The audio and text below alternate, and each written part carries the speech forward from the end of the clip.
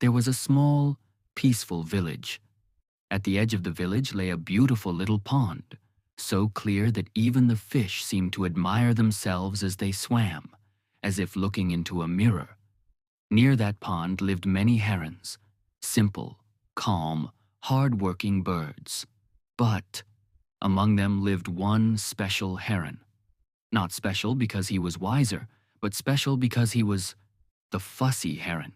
His name said it all. Being fussy wasn't just his habit, it was his identity. If a fish turned out to be even a little small, he would wrinkle his beak and say, "Ugh, this is not my level. I don't eat things like this."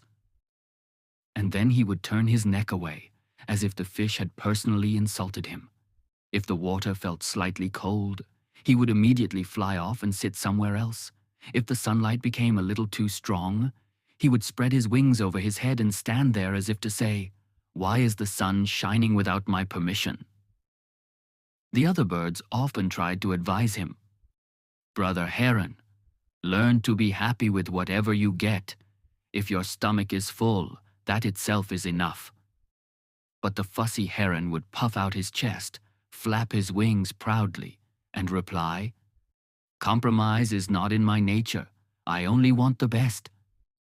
Then he would fold his wings and look at everyone as if he were some international standard bird. One day, things began to change. The fish in the pond slowly started disappearing.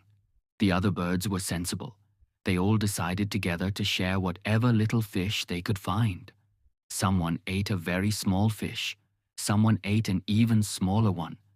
But there was peace on every face. Now it was the Fussy Heron's turn. He looked down into the water and saw a tiny fish. He immediately said, "This? No, no, I don't lower my standards. I want a big fish." And he stayed right there, waiting. The sun grew hotter. The shadows grew shorter. His stomach began to ache with hunger. But the big fish never came. Just then, his eyes fell on a tiny young heron nearby. Without any argument, the little heron ate a small fish and flew away happily. No complaints, no ego, just contentment. Something inside the Fussy Heron cracked. For the first time, he thought, "Maybe the problem isn't the fish. Maybe the problem is my thinking." By evening, he was exhausted. Now he finally understood.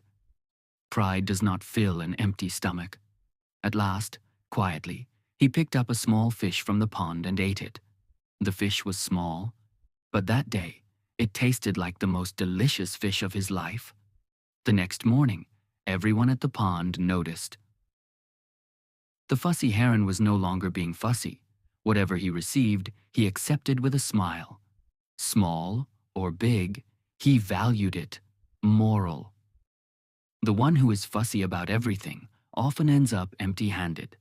But the one who learns contentment finds great happiness even in the smallest things.